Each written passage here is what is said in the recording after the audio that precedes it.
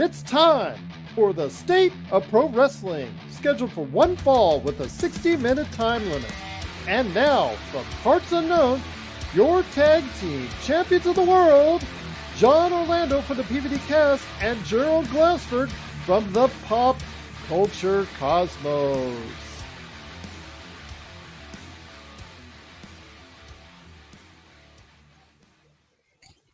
Ding, ding, ding! And we're back with another episode of the State of Pro Wrestling for late August, September, getting into the fall. The year's flying by in the world of pro wrestling. It's Gerald Glassford stepping back into the ring along with my tag team partner, once again, giving him the tag in as he's holding on the tag rope, begging to be tagged in. It is a good man indeed. You got to go ahead and catch him today at the PVDcast, wherever you get your podcasts, and also Mat Talk, not wrestling talk, Mat Talk, covering the world of Matlock that's out there as well, wherever you get your podcasts out on social media. Nobody works harder out there on social media, whether you like it or not, than my tag team partner, John Orlando. What's up, my friend? Not much. What's up with you? Just been trying to catch up with all the stuff that's going on. Trying to, by the way, you like TJ Johnson, my co-host on the Friday show, the PC Multiverse, you will be taking a quiz at the end of the show on exactly everywhere the WWE is going to be playing. So I just wanted to let you know in the future. No, well, I'm excited to discuss all these topics. We have a bevy of topics to discuss, and I'm ready to get into it. So I'm ready. Let's go. Sometimes I try to, ask if there's something you wanted to put in or I wanted to put in as far as maybe a filler type deal for a segment, whatnot. No time to do that today. It's all stuff that's relating to the world of pro wrestling. So we're going to get down to it right now. But we start off on a serious note, my friend. I know that over the weekend, you, in your relation to the indie scene, has seen your share of discourse behind the scenes. Well, this played out over the video social media outlet Kick in regards to Raja Jackson, son of former MMA and UFC Hall of Famer. Of course, Quentin Rampage Jackson. He was egged on initially before the event took place by independent wrestler Psycho Stu. And he was hit upside the head with a soda can. Hard way, I think it was. I don't think it was worked, but because the Psycho Stu thought he was a fellow wrestler, as far as a pro wrestler. I guess there was a mistake in that. He apologized. Stu apologized. They thought everything was cool between each other, kind of, at least on Psycho Stu end, according to what you see on the video. But I guess as of the promoters or individuals that were there, I should say, in relationship to the independent wrestling company, Knox Pro Wrestling Academy, which is partially owned by Rikishi, which everybody knows from WWE fame. Some of the individuals involved there, whether they were in business of promoting or whether in the business of just being wrestlers there, goaded, I guess, Mr. Jackson, Raja Jackson on. And Raja Jackson only got madder and madder and madder during the course of the evening. And when it came time to the match for Psycho Stu against another opponent, Raja Jackson was sitting at ringside, first row. I guess there was a little bit of discourse and a wrestling match between Psycho Stu and his opponent. Psycho Stu just, I believe, got off a slam, according to the footage that I saw, which is available on social media. If you try to post this now, if I try to post this on YouTube, this video would be taken down. So I'm not going to be able to do that for you guys. So I'm sorry. You're going to have to check social media, most likely on Twitter for that type of footage, because it is explicit, it is dangerous, and it's violent. But once Psycho Stu got finished with this move, Raja Jackson came into the ring, proceeded to go ahead and give him, what would you say, like a wheelbarrow slam, an MMA style wheelbarrow slam. Psycho Stu hit the back of his head on the mat. It looked like he was knocked out cold from that point. and Raja Jackson proceeded to hit him with him just laying there. He was already out before any punches started, but Raja Jackson, who was told by one of those individuals within the confines of Knox Pro Wrestling to give him a receipt, and boy did he, giving him not only the slam that I just talked about, but I believe as he was already unconscious, proceeded to give him 20 plus punches to the face, severely injuring him. Your thoughts on this before it was broken up? I mean, because there was a referee standing there doing nothing. There was another wrestler that was there that was just, I guess you could try to say giving the lightest effort you can, in our opinion, to pulling him off, until another wrestler came into the ring and literally just dived and tackled him, Raja Jackson, to get him off there. There was a pull apart. Several wrestlers finally then got Raja Jackson out of the ring, and then you heard Raja Jackson on his kick stream video, walking down the street, continuing for quite some time, talking about how he dished out this punishment. Your thoughts on this? It's a very tragic incident. The authorities are looking into it. Psycho Stu himself, who is a veteran in real life, Stuart Smith, who was suffering from PTSD and wanted to try and alleviate some of that by getting into the professional wrestling business. He's been a veteran for over 10 years. He is, I believe, as of this recording, still in the hospital. He was, I think, lost several teeth, facial injuries. He was actually choking on his own blood at one time in the ring. There's another video circulating, reportedly, that another wrestler came up and fake pinned him with the ref counting 3, I believe. That's also being tossed around. Very, very terrible situation, my friend. Knox Pro has had its WWE ID status taken away by WWE. They have terminated that. For a lot of these wrestlers who were there, this doesn't look good for them in their future in this business. This is a stain on the industry in and of itself. There was a lot of miscommunication. There was also some bad communication and some really downright stupid communication. I'm not excusing Raja Jackson for anything that he did as far as it's concerned, as far as hurting another human being. But I guess the organization, the Knox Pro Wrestling Academy, the individuals involved, either goading him on or not preventing this from happening, also deserve quite a bit of blame as well. This is not a receipt. This was a mugging. Look, I've seen receipts handed out at indie shows. Friend, I don't know what the charge. Yeah. I mean, it would be, you might catch an errant punch. Okay, there's your receipt. You're done. You paid back your opponent because they got you. They punched you in the nose the next match, or they were being sloppy in the ring. You slapped them a couple of times. You got them back. That's a receipt, Gerald. What happened at that event was not a receipt. I mean, you picked him up, and you double-legged him and slammed him down. He knocked himself stupid. That's where it should have ended. If you wanted to give a receipt, I could say within my 10 years of being at the indie level here in Ohio, that should have been it. But the idea that he mounted an unconscious man and continued to rain down punches is just inexcusable. It's and I mean, we've heard from Dad, we've heard from Rampage, who has stated, and I'm going to take his words with a little bit of grain of salt because it is his kid, but he has stated how he has not condoned his son's actions and tried to make an apology and whatnot. But this was a bad situation from the get-go. Like, you're right. There's so many things that just happened that, again, I don't know from my experience too. I know there's some guys that like to push the buttons a little bit, as Psycho Stu did. He hit him with the beer can. Maybe he thought that would get a ha-ha from the boys or whatnot, and then realizing, oh, sorry, Mr. Jackson, you're not part of the show, so to speak. You are just an ordinary, well, he's not so ordinary because he's a trained MMA fighter, but you get what I mean. He's just an average Joe who's there to see the show.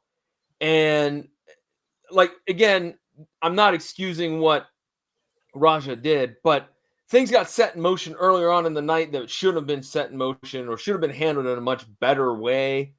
And I just heard the other day that some of those that are in charge of Knox Pro Wrestling has asked several of their students and several of their associates not to cooperate with the police. Now, that's terrible, man. You talk about it. Yeah, you just said this is a bad look for pro wrestling. A cover up? Oh, that doesn't look bad, does it? Of course it does.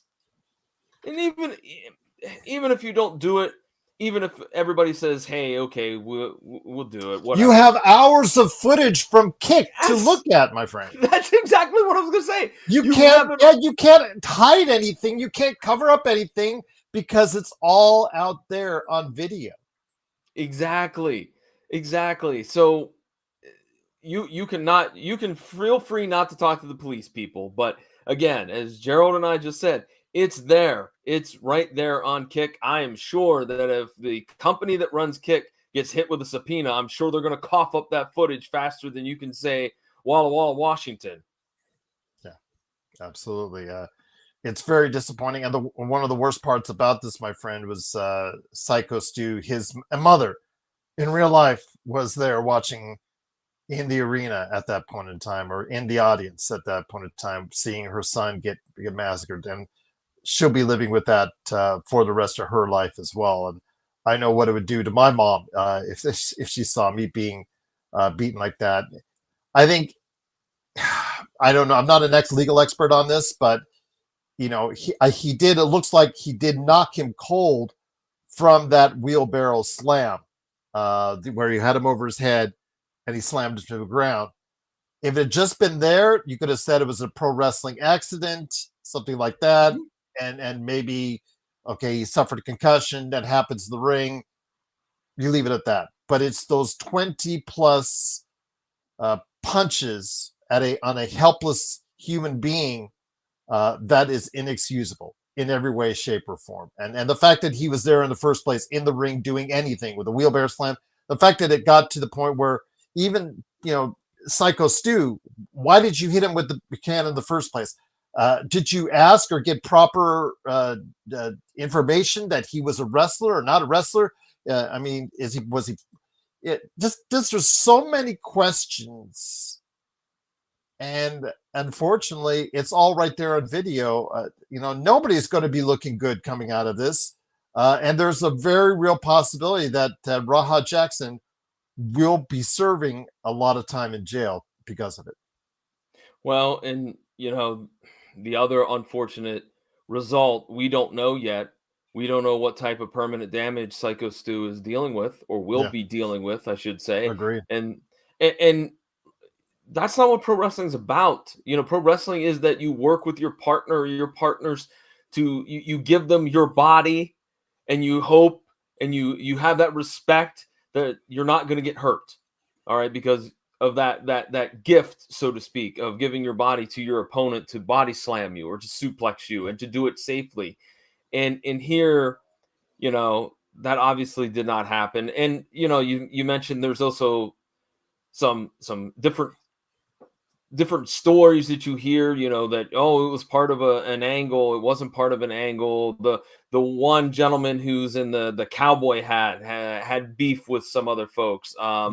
He said that he had a beef with Psycho Stu himself. Yeah. That's why he was telling Raja Jackson, you'll get your receipt, which in the business, as you know, means a payback in some sort of real form. So, yeah. And I hate to say this, but Rikishi was not there at the event or at the situation. I wonder, would have it made a difference? I'd like to think that Rikishi is a stand-up individual and would say, okay, this is not cool. This is not what should have happened, or even stepped up and because, as you said, there were some people trying to help, and there were a couple people that were doing a really poor job of trying to help. Yeah, absolutely. Yeah, so I mean, that ref will never find work again. The wrestler that initially was like half-assing, trying to pull him off, didn't do a good job of it.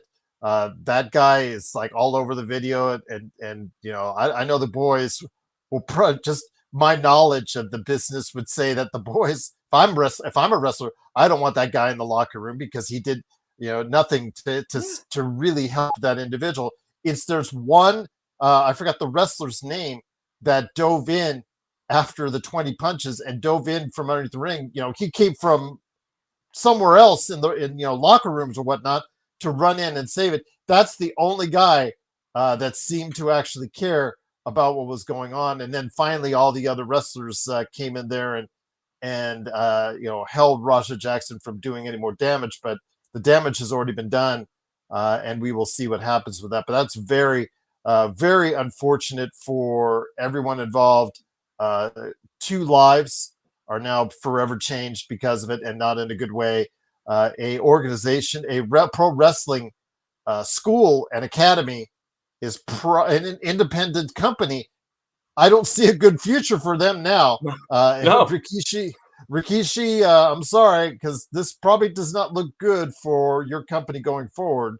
These are the kind of things that put a stain on the eyes of pro wrestling. And it's just a shame how this all went down, but this could have all been prevented, and that's the biggest problem I have the most. And I agree with you. It could have been prevented from like there were 6 or 7 or 8 chances where this could have stopped and this wouldn't have happened. But it's just it's a hurricane of terrible miscommunication that allowed this to happen. And I don't know. It remains to be seen what the fallout will be, but it's not going to be positive. I have that feeling in my gut that it's not going to be a positive fallout. In your experience, my friend, where does this stand as some of the ugliest incidents in pro wrestling? I mean, I'm not talking about like the Chris Benoit murder suicide, because that's, I think, something that's happened outside the ring per se, but that is probably the darkest moment in pro wrestling history. But inside the ring, is this one of the darkest moments you've ever seen? Yeah, I would definitely say it would be. Just because of the I know this is gonna sound really hokey, but if you see the video, there's like a veracity. I don't know if that's the right word. There's like this, just with Raja Jackson, it's like he just turned into a monster. You know what I mean? The proverbial snapped. Yeah. Yeah, and he had like just that demeanor, that look on his face. Yeah, and I don't know. How do you get that angry? I mean, I get it. I get it that you got hit with a beer can. You get an apology that might not be totally sincere. I don't know. I'm just theorizing that with that. But how do you go from that to what ended up happening?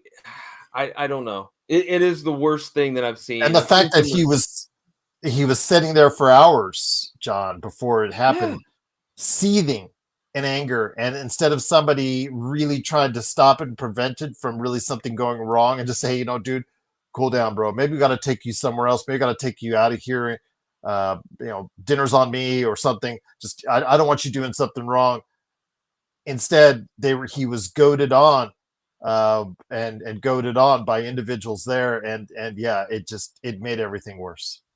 Yeah, I mean, look, I got to say that I've never seen something this vicious in my tenure of being in the Indies.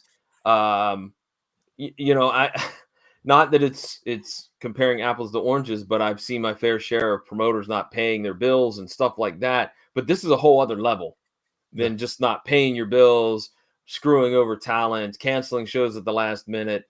You know, this is something way bigger because, as you said just a few moments ago, lives have now been changed for the good, like forever. I mean, not for the good, but forever. Whatever happens, Raja Jackson's life is different. Psycho Stu's life is going to be different. And to be honest, it was all something that could have been avoided. Absolutely, but we will wait and see what kind of pursuit the law enforcement agencies do in regards to the situation. But I believe it is going to be at some point something carried out. Whether or not anybody else, as far as accessories to this, will also get indicted or arrested, we'll have to wait and see. But this was a very brutal beatdown. It puts a black eye onto the industry of pro wrestling. And again, our thoughts are with Psycho Stu. Again, Psycho Stu, he hit Raja with that can starting all this, but again, no human being for what he tried to apologize, thought everything was cool. Obviously that wasn't the case. But our thoughts are with Psycho Stu, at the hands of a merciless beating by Raja Jackson. I guess he's still in the hospital as of this recording. So our thoughts are with him. I believe there's a GoFundMe if you want to go ahead and contribute to it. Several wrestlers, Mr. Beast, has also contributed to it as well. So our best wishes to Psycho Stu on a speedy recovery. And we'll see how this plays out in the coming weeks and months through law enforcement. But if you have thoughts on the fallout from the Raja Jackson incident at Knox Pro Professional Wrestling, please let us know your thoughts at Pop Culture Cosmos or at PVDcast as well. But my friend, before we hit the half-hour break, I thought we'd go ahead and touch on some things right now in the world of pro wrestling. Before we get to your test and your quiz that I have to give you on, well, it's funny and it's not funny because your pocketbook won't be laughing if you actually do all what is said to be done or you need to do in regards to it. I wanted to go ahead and touch on for the final 8 minutes, talk about the wrestling war in Mexico, because I know that all of us are always focused in on WWE versus AEW. I know that Japan, because of its certain status right now as far as pro wrestling, doesn't have the same heights that it once did in the world of pro wrestling. But if you look south of the border and you go to Mexico, and we talked about what WWE has done, purchasing the majority of AAA, CMLL is actually right now outdrawing AAA, although AAA just had their huge Triple Mania, which was one of their biggest house gates ever. They also showed it live on YouTube and it just absolutely killed it once again. The second YouTube WWE venture with AAA, and absolutely did great numbers off it as well. But the weekly house numbers in Mexico are being turned in by AAA, but also as well, more importantly, CMLL that doesn't get always the worldwide attention that AAA now does. CMLL has been killing it in Arena Coliseo, Mexico. Down there, as far as in such a great fashion all over Mexico. Your thoughts on this battle? I've told you, I'd asked you to take a look at it. You've seen the sellouts several weeks in a row. Dave Meltzer has been quoted as saying for the Wrestling Observer that it is probably the hottest period for Lucha Libre, maybe in its history. And for my lifetime, I was not there for El Santo, but I was there as far as observing quite a bit from the 90s when it was red hot as well. We talk about the team of Art Bar and Eddie Guerrero and how much heat that they got. That actually coincided with Worlds Collide, where they had that fantastic match, that almost history-changing match at the Los Angeles Sports Arena, but that all emanated from what they were doing in Mexico. Your thoughts on this right now? I mean, AAA, red hot, CMLL, red hot. It looks like Mexico could be the hottest wrestling, area on the planet. And that's not saying with other places around the world that are still pretty hot as well. I do have a quick question about CMLL. Are they the ones that own their own buildings? I'm not 100% sure. I know they're affiliated with AEW, but I do know that they have certain arenas that they have or that they go to on a weekly basis that I know that AAA sometimes most likely doesn't. Okay. But the ones there are those that are shared or by both organizations, but AAA. But I do know that there are some that are specifically CML only and AAA only at this point in 'Cause time.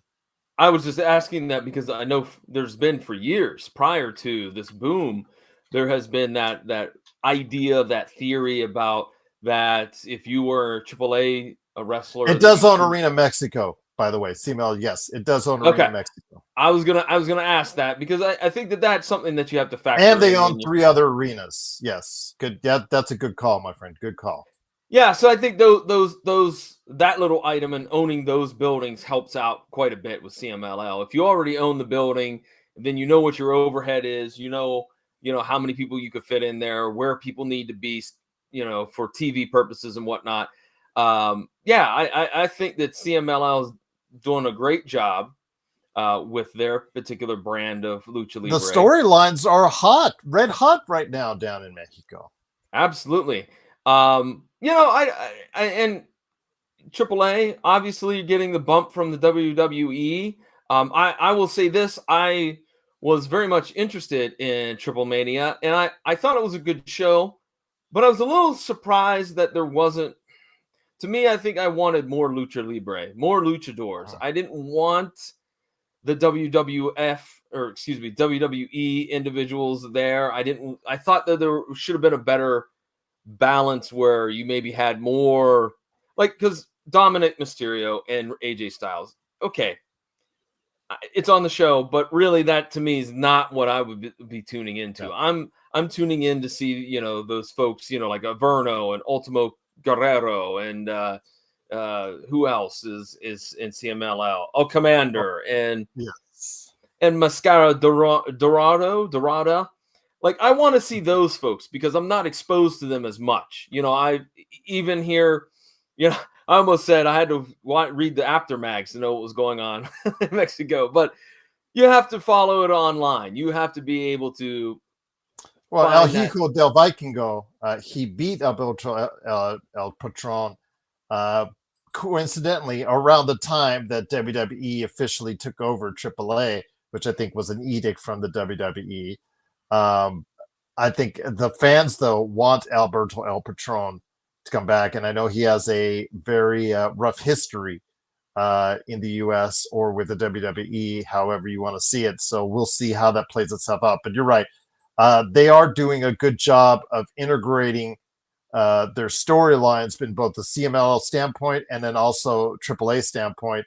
But will the WWE influence? Will the the influx of WWE wrestlers mean good, or is it just going to be a WWE byproduct? That we'll have to wait and see, John. Yeah, that's my big concern right now is Like TNA. yeah, exactly. Where do all these various different things evolve? NXT, TNA, AAA, where do they all meet together? Like, when does the puzzle come together with all the pieces in place? Look, I'll say this: if CMLL can continue to push the envelope in Mexico, that's great for wrestling fans. That's great for fans of lucha libre, because as we've seen before in the early 2000s, when it's just the WWE, we're getting some really crappy wrestling. So I think AAA being under the umbrella of WWE helps them tremendously compete with CMLL. And I think that's great for fans. If you have competition, then it's going to make things more interesting. It's going to make the storylines, either be very fantastic or just very bad. And if they're bad, they go cut them and leave them. I just think that as I'm starting to ramble a little bit, just hands down, I think that it helps the product overall if you have two organizations competing. And unlike in the US, Mexico's got it.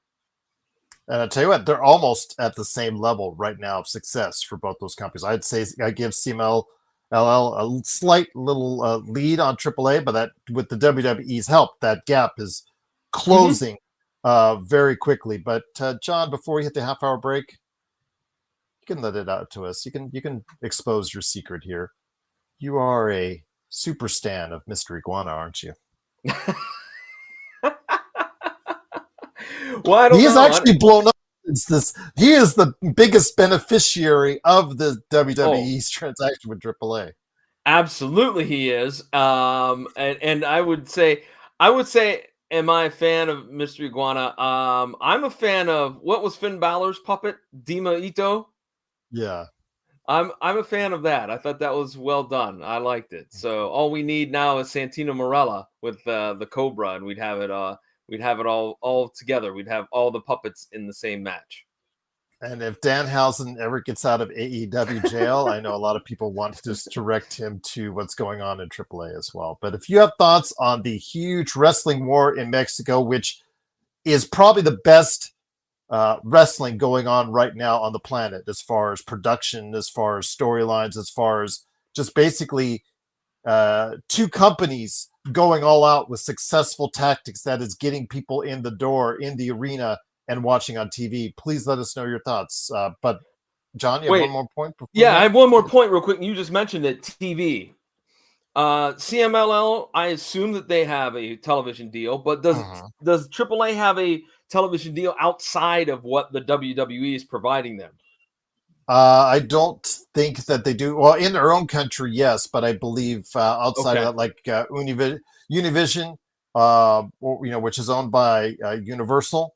As far as NBC Universal, they don't have that at this point in time. But that seems like something that it could be transitioned to at some point in time that could make it more interesting for them being able to translate that success from just Mexico to the U.S. Because at times, Lucha Libre has transcended well in certain pockets of the U.S.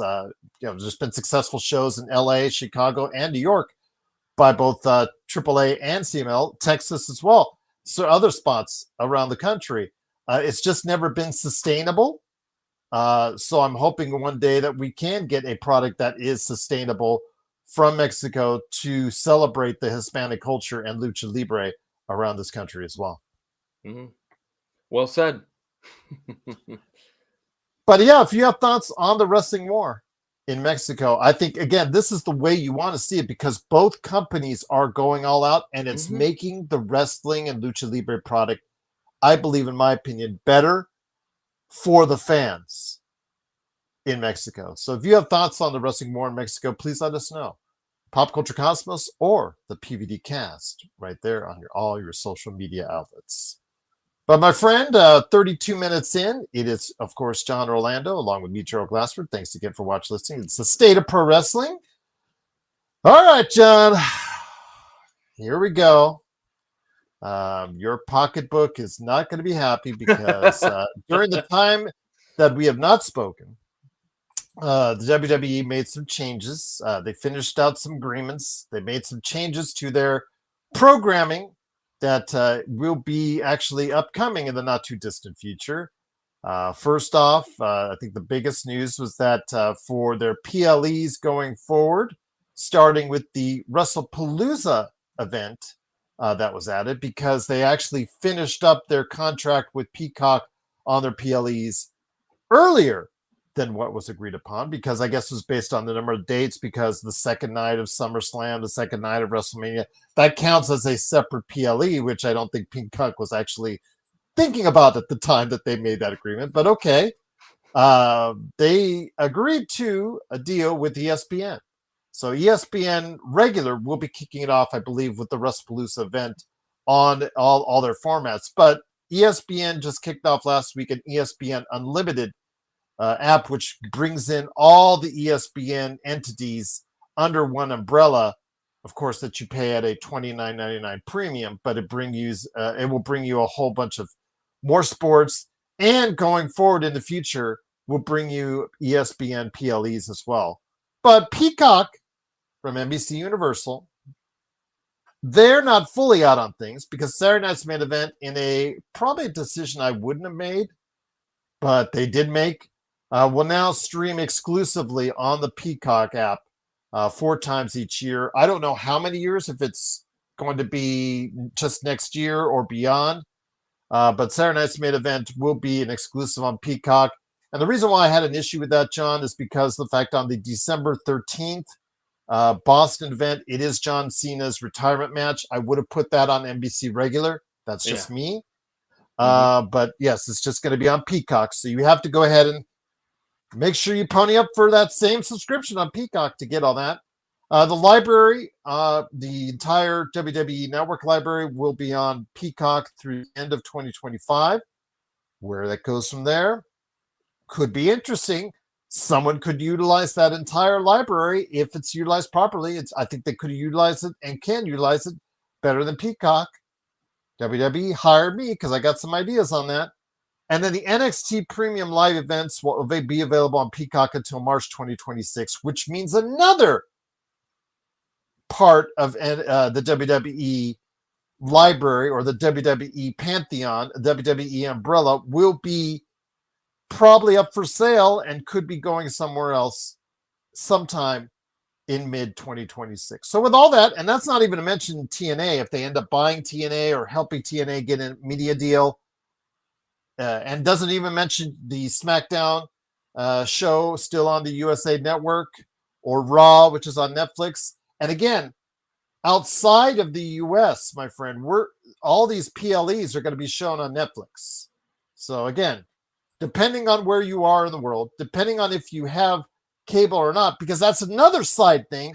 If you have traditional cable, you may be able to get the ESPN Limited app for free. But they haven't said which cable outlets, though. So good luck on that one. So with all that said, I know that there was a graphic going around. I'm sure you saw it on Facebook and other social media on exactly with this new concept, how much more it will cost you if you wanted all the WWE programming as of now. Keywords, as of now. So with all that said, I think somebody said an extra over $1,000 a year, which is obviously not that attractive at all. Your thoughts on this? Again, they're owned by TKO. TKO has clearly stated that they were out for making this as monetarily attractive to them as possible. They're publicly traded owned company. They're trying to make things look good for investors. They also, on the side, after the ESPN deal with WWE, they also made a deal for their UFC to go ahead to go to Paramount Plus and CBS for a $7.7 billion deal. The WWE ESPN deal, I think, was for $1.5, a little over that, if I remember correctly. Good chunk of change if you can get it. So your thoughts, my friend? All this money is flying around to TKO in the form of WWE and as far as UFC, but where does that leave you as a consumer? Oh, my head is spinning. I thought it would be. I told you there's a quiz coming up at the end of the show. I'm going to fail that quiz miserably. Yeah, you and everybody else. Whatever happened to having a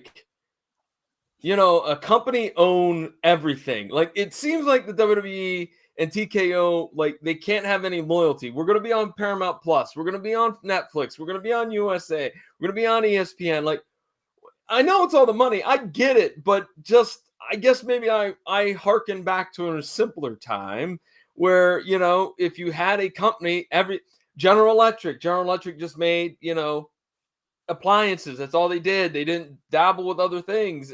I mean, it's bonkers what they're doing. And here's the thing. I've already made up my mind. I will probably, if they offer the package, I will get the 4 big pay-per-views, and that'll be it. Mania, Survivor Series, SummerSlam, Royal Rumble. All right. That's all I'm really interested in. You'll pay the $30 a month for the ESPN Unlimited app for those 4 pay-per-views. Is that correct? Maybe. Yeah. I mean, I think that's unless you have it on your cable system. If you have your cable system, it works with that. Then there you go. I don't know. You got it. Maybe. I don't know. Maybe.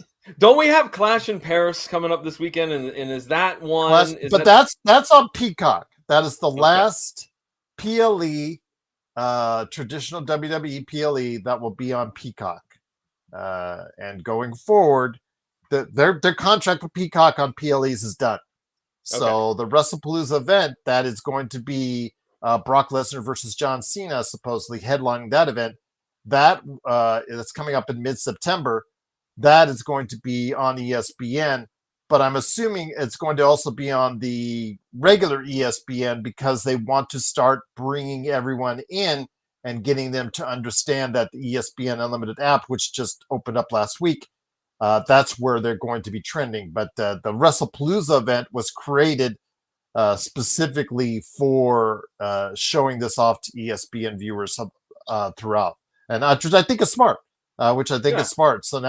So yeah, this is where we're at. But how can you say if we're running that company and they want us to break up the WWE into small little different pieces and sell it for the highest bidder on each one of those pieces or thereabouts?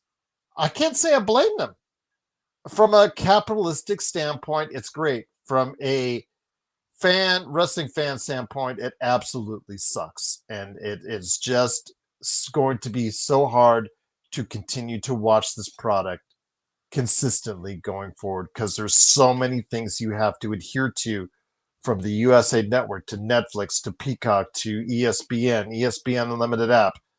Who knows where the NXT PLEs will wind up? The CW for the NXT regular show. We didn't even mention that.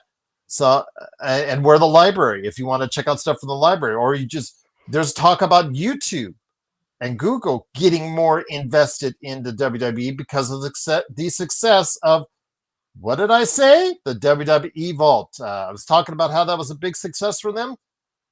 They're talking about maybe possibly getting that library as well. So, and of course, they've seen what success they've done with AAA on those free shows on YouTube. So, yeah, it's.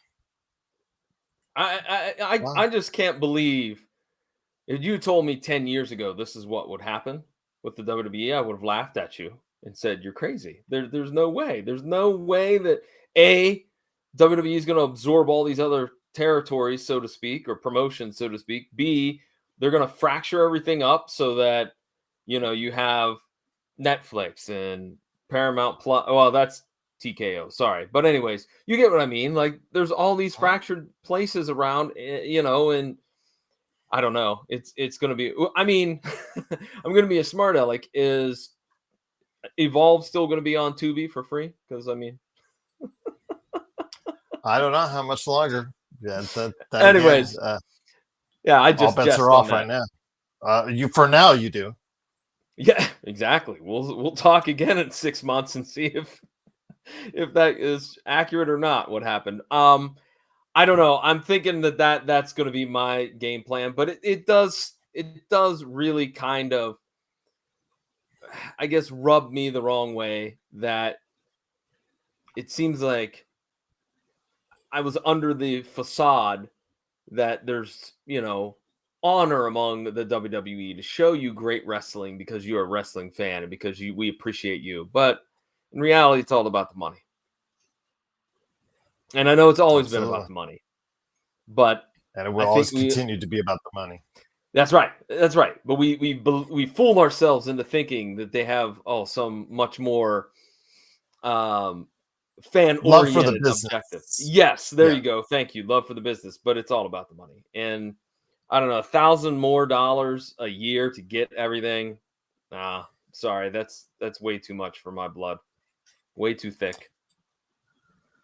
But it is what it is right now for consumers out there who want to follow WWE, not to mention the house shows, not to mention the live shows, not to mention the fact that those rates will be going up. So if you are a fan of the WWE, please let us know how more confusing and frustrating it will be for you to try and follow the product on the PVDcast and also as well at the Pop Culture Cosmos as well. And speaking of the WWE, I wanted to ask you, my friend, when it comes to the WWE, I mean, they always go through a creative lull in the summer. It's so hard after WrestleMania to sustain that high, and we understand. I get that. And I give them a little bit of slack for it. But right now, and John Cena has admitted that the heel turn didn't quite work out as best as it, they thought it would be. They're kind of flat right now. Their storylines are really not that interesting to follow. A lot of things are going on. The matches are okay at best. It just seems kind of stale. It's gotten kind of stale real quickly. In your opinion, is the WWE a hot mess right now creatively? I don't think it's a hot mess. It's just not clicking on all 8 cylinders like it was before Mania. We've talked about, you got the Roman Reigns, Seth Rollins, Braun Breaker, CM Punk, LA Knight, You have that whole giant mix up. I don't even know. It's like a tossed salad, if you will. It's just, it doesn't make sense. And there's way too many people in there. You can't focus on, like for an example, Braun Breaker, when you also have to focus on Seth Rollins and whatnot. I'm not really sold on this Rhea Ripley and Io Sky tag team. I just feel like it's another throw 2 people together tag team that with the potential now looks like there's going to be a falling out between Io Sky and Asuka and Kairi Sane, and it's just again there's the Judgment Day. The Judgment Day seems to be better equipped to be in a better spotlight when they're dealing with AAA than they're being shown off at Raw, because they seem to be all of them have been knocked down a peg since Rhea Ripley has left, and Damian Priest as well. Speaking of Damian Priest, he just came back. Does anyone care? It just at this point, I don't know what's going to go on with this product right now, because again, it's just, what does Cody Rhodes do now as the champion? CM Punk, which we saw coming as far as the injury angle with Seth Rollins. Where does that go now with CM Punk? Because CM Punk, I think at some point in time should be given the title back to have a run with it before he ages out entirely. And are you waiting for Royal Rumble to do that? Are you waiting for WrestleMania to do that? But I don't know where these builds are going. I don't like to where these builds are going. It's just not entertaining. It's not what I think people are wanting, or not what people are asking, which is a concern because of the high rates that they're charging now to watch or go live to. If you're not writing compelling storylines, it may be harder for those individuals to keep coming in the door. And you know what? There's no excuse. They can start pulling people from other companies. I mean, they've done it in the past, and it's done very well. Start doing it now. Like put Mr. Iguana on SmackDown. Let him do his thing. That would be something interesting. How's he going to handle like a serious main event contender? Better utilize. I think Penta is one that is starting to show signs that they're not really behind him. So why has he not paired up with his brother? I don't know. That would be an awesome tag team that could just do it all. Like I said, Gerald, I don't think it's a total hot mess, but I think it's just not as sharp as it used to be, especially coming out of Mania. It's just kind of dull. It's not as super sharp. That's true, my friend. So we will see what happens. Again, I think that a lot of the people that are watching, or a lot of the industry, or people inside WWE, I think they're just waiting for John Cena to retire. I think they're waiting for that to end. Not from a frustration standpoint, but I think everybody's in a holding pattern, waiting for the John Cena retirement tour to end at this point. And once it ends, well, now we can get back to whatever it is we were doing as far as the WWE creative is concerned. I think it's all centered around John Cena. It's not to his fault, to his detriment, but I just think it's naturally steering in that direction, like it's revolving around John Cena, whether we like it or not. Oh, I totally think that John Cena's retirement has overshadowed the WWE. Even with the heel turn, I think it overshadowed a lot of other great programs that were going on, or storylines that were going on, because you can't, and as you said, you can't be mad at John Cena. You're calling it quits after 25 years. This is big. This is a big deal. So I mean, I know you can't predict how much of a big deal that was going to be, but maybe, when that started to take off, maybe we could have put some of those really good storylines on ice for a little bit until Cena is all the way finished. Yeah, I agree, my friend. But we will see what happens with WWE Creative if it gets spiced up before the end of the year.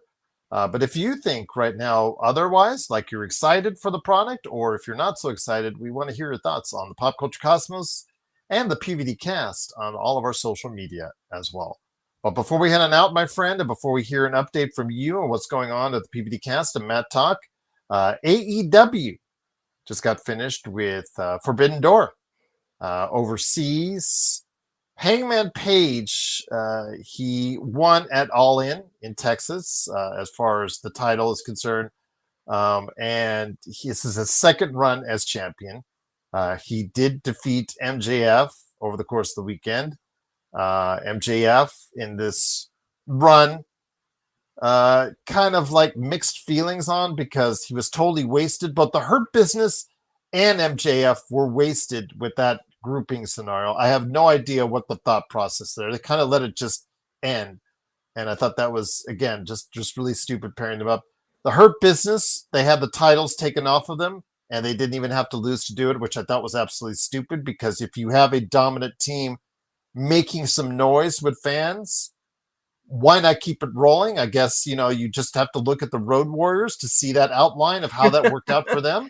Yeah. But no, God forbid you would not want to do that. But Hangman Page, Adam Hangman Page, he is the title holder. He did beat MJF for the weekend. MJF still holds a contract which he can cash in like a Money in the Bank at any point in time still.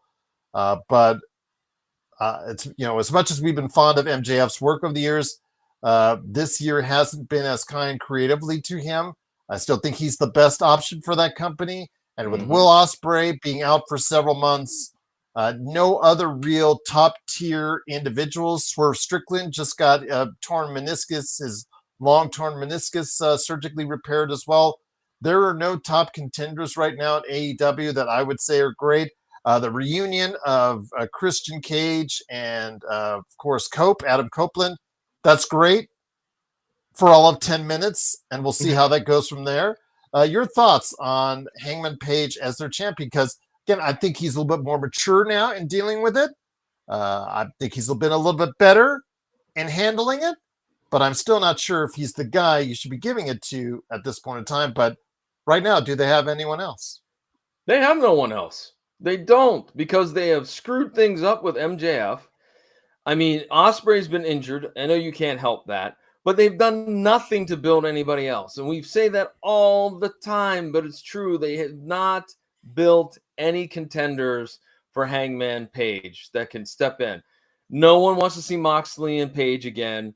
That boat, and in fact, they're now helping Chris Statlander for some reason. No one knows why. Anyways, here's my problem. Hangman Page is a fine wrestler. He's a good wrestler. He doesn't have the it factor. He's like Rick Martel. He's like Tommy Wildfire Rich. He's like Jey Uso. He doesn't have that extra oomph to his character, to his presentation, that makes you go, that guy is a world champion.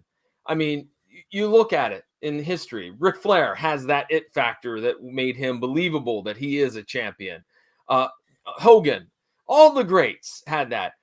Page is missing that. And I don't really know if you can teach that. You either have it or you don't. Right. Yeah. And I just don't see where he's got it right now, but he's the best that they have. They can't go with anybody else.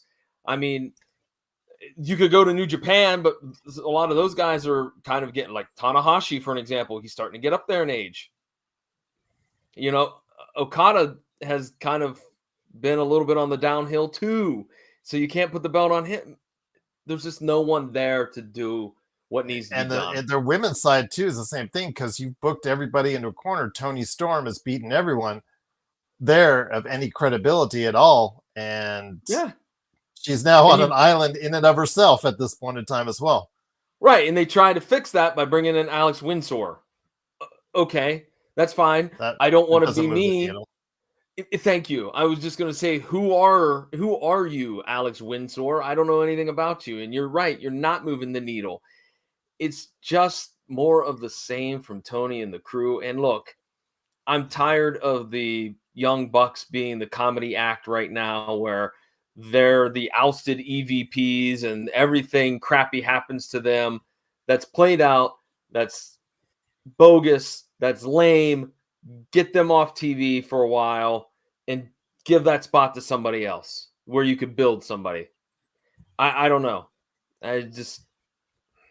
Great on AEW for having a pretty good house, from what I understand. They had it was a great house. Congratulations to them. Yeah, they are still very successful overseas. Absolutely. Yeah, and so I give tip of the hat on that one, but overall big picture, I don't know what's going on. I don't know who or what you could do to fix that ship, so to speak. But my friend, we'll try to fix this ship here. But again, before we leave AEW entirely, I will say again, letting the Hurt Business having the Hurt Business drop their titles and the talk about how they won't drop the titles. They're being protective of their spot because they see what many other people see is them as the dominant non-WWE team on the planet right now. And why would you have them drop it? Because they're bringing you notoriety. They're bringing you people in there to want to see them. And you just, again, try to find any which way to get the tag belts off of them, which was absolutely just mind-numbingly stupid indeed. But again, my friend, it is AEW, and we'll see how it continues. And again, kudos, with all of our criticism aside, kudos on selling out overseas, the O2 Arena, and hopefully they'll continue to be successful no matter what the WWE tries to put in front of them, because it's clear the WWE wants them out in any way possible. Oh, yeah, that's definitely clear as day. I'd like to say one more thing about the Hurt Business. You were talking about them being protective of their spot. That's because they are professionals. They realize the bigger picture. They realize how this business works because they've been in it for so long, but they get it. They understand it. They've sat with the big wigs and absorbed that knowledge. I don't know if we could say that for half the roster of AEW. They're closing on 50, and they're now at the spot that they should have been at various stages of their WWE career, but they've never were given that full continuous opportunity. They were given flashes, pushes, but nothing continuous throughout the course of their history of the WWE.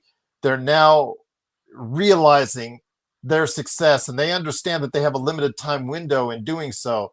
And it's just, I don't know. I just absolutely don't get it. The fans are behind them. They're supposed to be a heel tag team, and the fans are really supportive of them. They get it. They enjoy it. And I don't know. It just seems like another missed opportunity, but we will see what happens as AEW continues on. If you have thoughts on where we're at with Hangman Page, Tony Storm, the Hurt Business, MJF, anything relating to AEW, please let us know at, of course, the PVDCast, Matt Talk, and the Pop Culture Gospels on social media. But before we head on out, my friend, I need an update. I don't see or come across any of your social media postings, and I'm totally lying when I say that, because I see 2 or 3 every day, because you are the best at reminding everyone why they should check in with the PVDcast. But if they, for some reason, are the one person on the planet that doesn't see your social media, what's going on at the PVDcast and Matt Talk that's out there? Well, with Matt Talk, we just started reviewing and discussing episodes from season 7. Right now, The Vacation is the episode that we just dropped this past Sunday. It is, again, the first episode of season 7. You see a lot of changes because this is the season where the show went from NBC to ABC.